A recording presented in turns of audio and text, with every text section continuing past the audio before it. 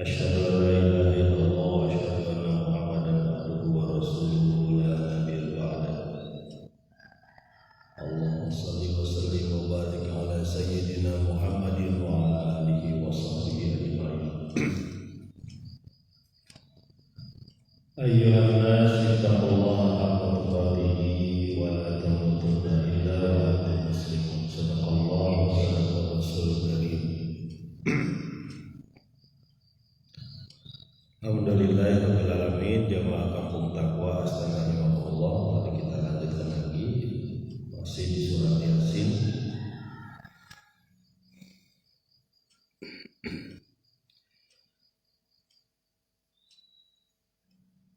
Kemarin kita sudah sampaikan bagaimana ada seseorang yang terpengaruh oleh 3 rasul yang dikirimkan ke satu kaumnya, yang datang dengan cepat dari pinggiran kota menuju tempat di mana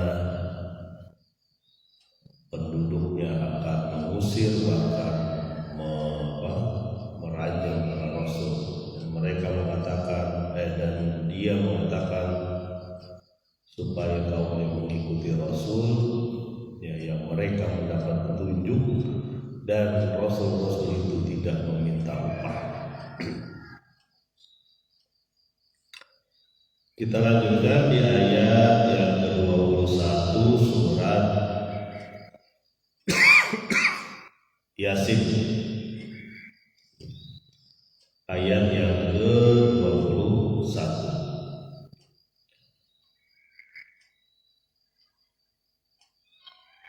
Maaf, ke-22 ya, ke-21. Wa ma liyala bismillahirrahmanirrahim. Wa ma liyala a'budu alladhi fatarani wa ilaihi turja'un. Ya. Dan tidaklah bagiku kecuali menyembah yang sudah menciptakan aku dan kepadanya kalian semua kembali. Nah ini orang ini menceritakan bagaimana dia bisa menerima dakwahnya 3 rasul tersebut. Ya, dia menceritakan suasana hatinya. Ya, mungkin dengan harapan kaum tersebut mau menerima, mengerti bagaimana dia bisa menerima seruan dari Rasul tersebut. Bagaimana dia bisa menyatakan bahwa dirinya beriman, dari mana ini? Yang pertama adalah dia menyatakan, kenapa tidak aku sembah Zat yang menciptakan, Fatarani. Kenapa tidak aku sembah secara tauhid, secara benar, secara ikhlas, tidak memakai sembahan-sembahan lainnya, tidak memakai sekutu.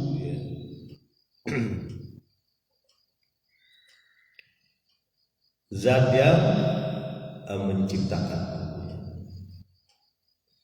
Wa ilaihi turja'un, dan kepadanya lah kamu semua akan dikembalikan. Diingatkan bahwa kepada Allah lah kita akan kembali dan kita akan bertanggung jawab amal buruk atau amal baik. Jadi orang ini mengingatkan kaum penduduk waktu itu untuk akan ada hari di mana kita akan dikembalikan kepada pencipta kita ini, Allah. Ketika dia beramal soleh, dia akan diberi ganjaran. Ketika dia beramal yang salah, dia akan diberi hukuman. Kepadanya lah kalian semua akan kembali. Ini omongan dari orang yang menyampaikan ini ya, orang beriman yang mengingatkan kaumnya supaya mengikuti mengikuti Rasul.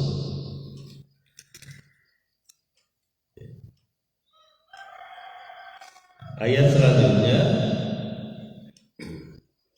ayat ke-23.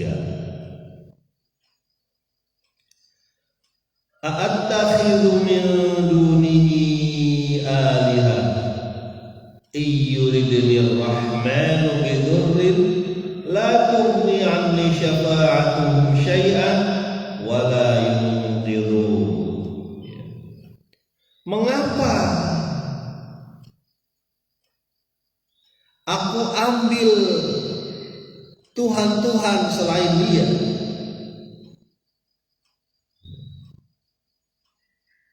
Jika Ar-Rahman Allah, jika Ar-Rahman menghendaki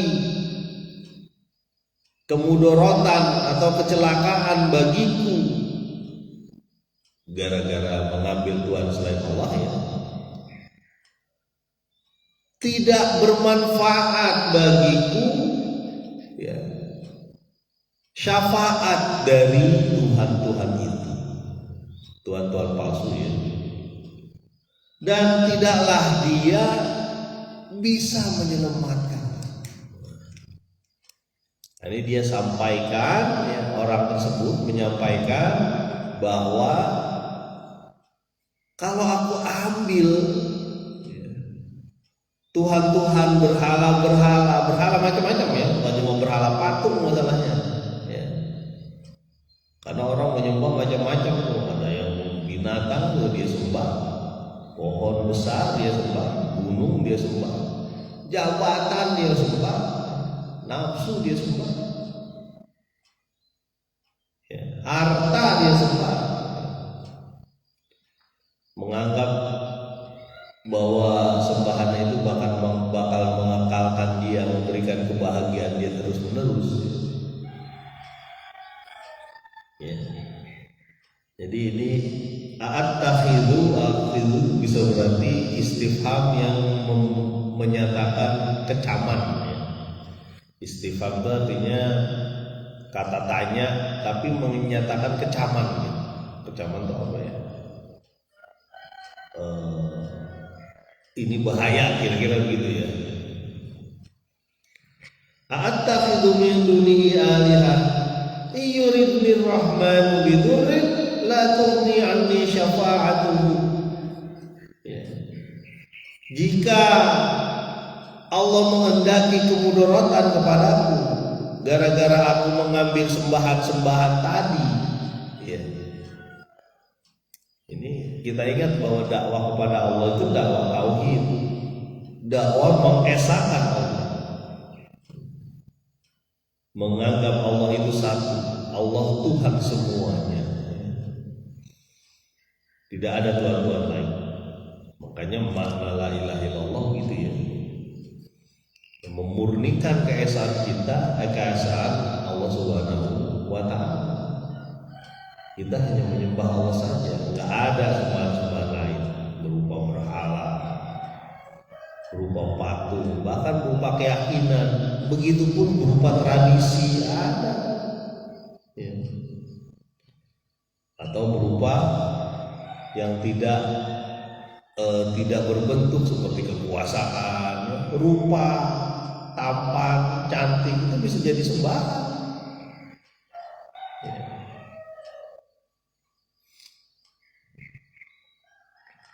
Jadi jamaah kamu takwa astagfirullah, attakhidhu min dunihi alihatan iyuridnir rahmanu bidurrin la tughni 'anni syafa'atuhum syai'an. Enggak ada manfaatnya dia. Tidak bisa kita dapat syafaat ketika Allah menghendaki kemudaratan kepada kita kalau kita menyembah selain Dia. Nggak bisa dapat syafaat, ya. Orang-orang yang dikehendaki Allah mendapatkan celaka, ya, bahkan bapaknya yang nabi pun tidak bisa, ya. Anak Nabi Nuh kan gitu, ya, bapaknya nabi pun tak bisa, ya, karena dia cenderung untuk tidak menyembah Allah secara ikhlas ya. Termasuk juga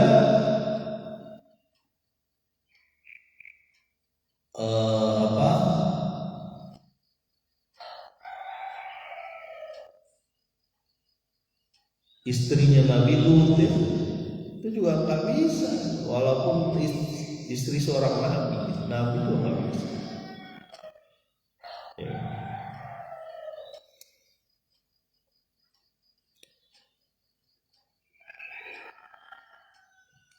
Wala yunqidun, dan dia tidak bisa menyelamatkanku ya. Ini sebenarnya dialog antara orang yang sudah beriman dengan orang yang ingkar, yang mau merajam para rasul. Kita nggak membayang ya, orang-orang ini bakal membunuh orang yang mau menunjuki dia ke jalan yang benar. Jadi betapa hatinya begitu keras ya. Dan masalahnya ini bukan sendirian, dia ngajak orang lain.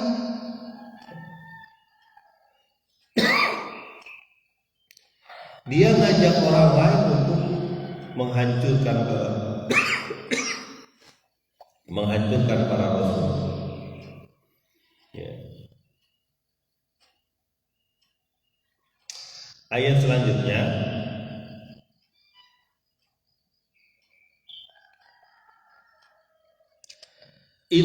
ayat 24. Inni idzal lafi dhalalin mubin. Sesungguhnya aku jika demikian ya, berada pada kesesatan yang nyata.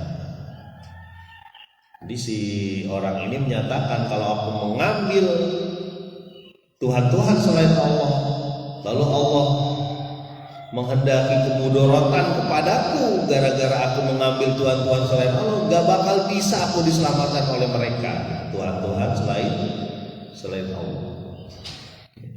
Kalau begitu aku demikian, aku dalam keadaan kesesatan yang nyata ya.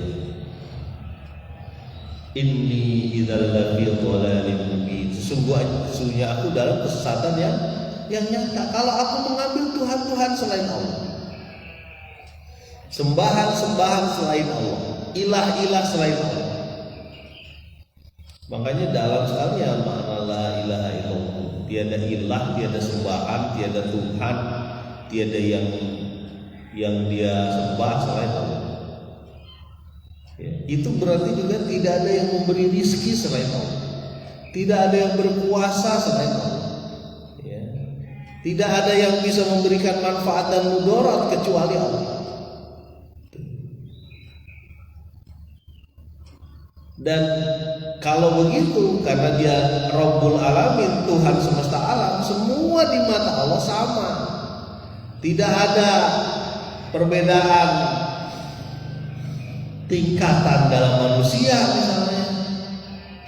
Dan tidak dipandang karena hartanya, tidak dipandang karena keturunannya, tidak dipandang karena rupa fisik kekuatannya, bukan. Semua dipandang hanya satu saja, di mana atau siapa yang bertakwa kepada Allah. Jadi la ilaha illallah begitu. Dan ketika dia sudah tertancap dalam hatinya makna ini, dia sudah menganggap kecil yang lain kecuali Allah yang besar. Makanya setiap saat kita diingatkan Allahu Akbar ya, untuk sholat Allah dan Maha Besar. Yang lain kecil ya. Jadi kembali lagi ke ayat, kalau dia mengambil Tuhan-Tuhan selain Allah, aku dalam kesesatan yang nyata. Kalau bahasa lain, bodoh sekali aku. Tuhan-Tuhan ini gak bisa menyelamatkanku nanti. Inni idzal lafi dhalalin mubin. Ayat selanjutnya surat Yasin gitu ya, pendek gitu ya, mengetuk gitu.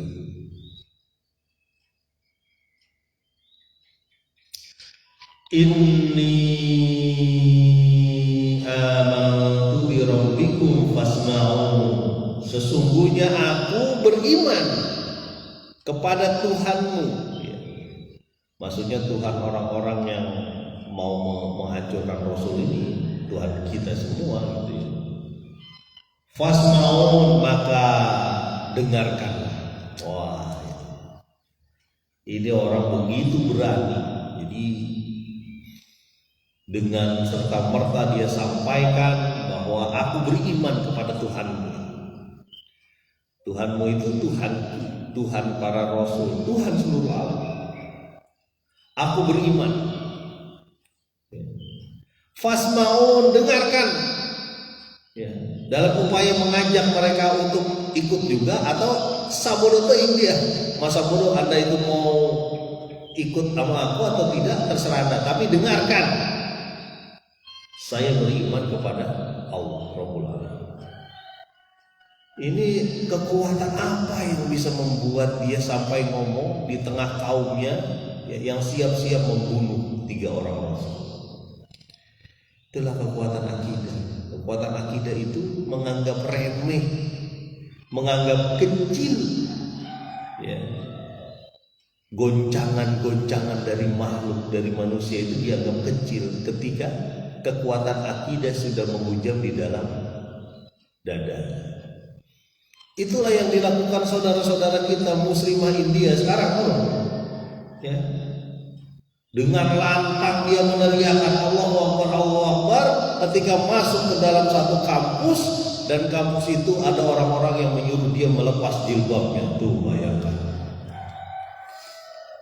Kalau nggak salah hari Jumat ini ada juga itu, ada anjuran untuk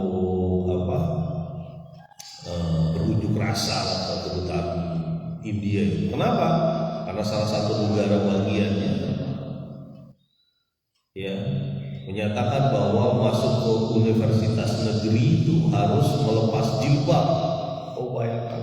Makanya kita di Indonesia bukan dilarang melepas jilbab, ya. Dengan sukarela melepas jilbab. Nah, muslimah India itu datang ke kampus, bahkan ada yang disiram pakai air, disuruh copot jilbabnya, didorong-dorong untuk keluar dari sekolah kampus. Tapi dia tetap bilang Allah.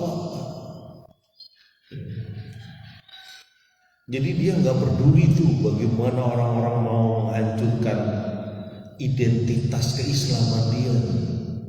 Dia tetap menyatakan bahwa saya akan memakai jilbab. Ya, di sana ditambah dengan burqa ya.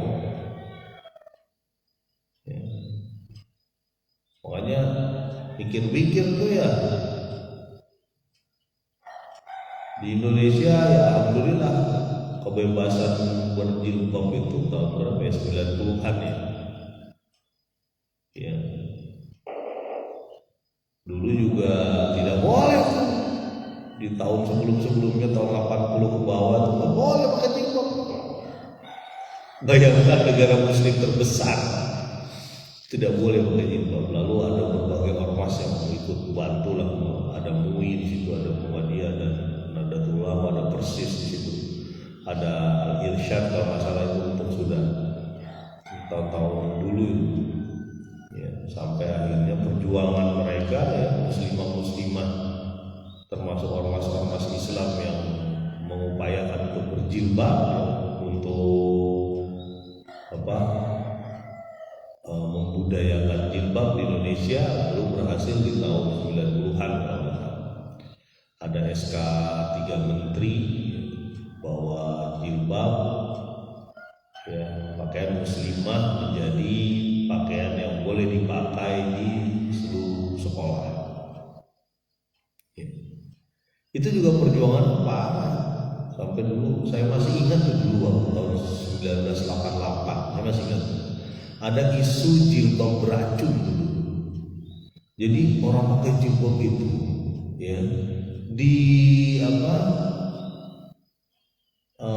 dilabeli atau dibikin seperti bahwa orang pakai jilbab itu sering meracuni beras di warung-warung gitu.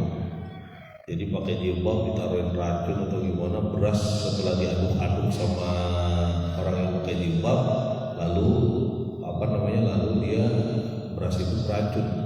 Bisa aja kan orang-orang lain tuh yang pakai. Saya masih ingat tuh dulu waktu tahun 1988 ada orang pakai jilbab itu, saya agak minggir tuh karena terpengaruh berita itu. Waktu itu masih kecil. Wah, ada orang pakai jilbab itu, kata di radio atau di TV atau di koran, berbahaya nih. Ya, bisa jadi dia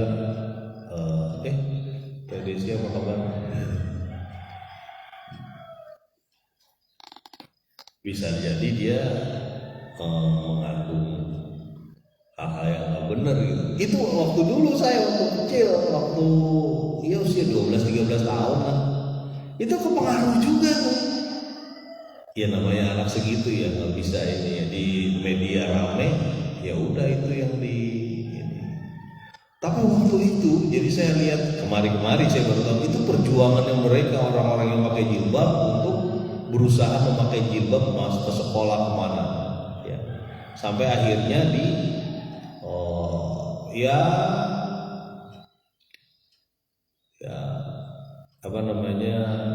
banyak yang dihalangi lah gitu ya, berusaha dihalangi ya. Tahun 94 saja itu masih baru awal, itu masih nggak boleh tuh kalau nggak salah pakai jilbab untuk foto ijazah ya, masih dihalangi itu ya. Untuk masalah jilbab ini kan bagian dari akidah ya, bahwa Allah menyuruh kaum muslimah untuk memakai jilbab. Pak, memakai jilbab itu bukannya waktu di sholat aja Pak? Bukan, di seluruh. Namanya aurat memang ada pengecualian gitu. Namanya aurat, sepakat ulama itu dilakukan di dalam sholat dan di luar sholat, kecuali pada suami atau muhrim ya, terutama suami yang masih boleh, suami atau istri, suami. Jadi ini kekuatan akidah itu juga yang selalu ada hingga hari kiamat. Sampai contohnya ini orang yang di surat Yasin ini yang menyatakan bahwa dengarkan aku beriman ya. Jadi salah satu jihad utama adalah menyatakan kebenaran di tengah penguasa zalim. Ini menyatakan kebenaran, menyatakan akidah di tengah penguasa zalim. Ini ya, menembus. Dan selalu ada itu orang-orang yang begitu nanti hingga hari kiamat. Orang-orang yang menyatakan keimanan dia di tengah suasana yang menekan dia ya. Kalau di India dulu masjid aja sampai dibakar ya, Masjid Babri kalau nggak salah, sampai dibakar ya. Sebagian sekarang yang masih terus kan Palestina, Suriah masih bergejolak, berusaha dihapuskan simbol-simbol Islam di sana ya. Kita berdoa mudah-mudahan mereka ini tetap tabah ya. Ada mereka yang berada di garis depan ya, berada di garis depan untuk memperjuangkan agama ini. Mudah-mudahan bermanfaat. Subhanakallahumma wa bihamdika asyhadu an la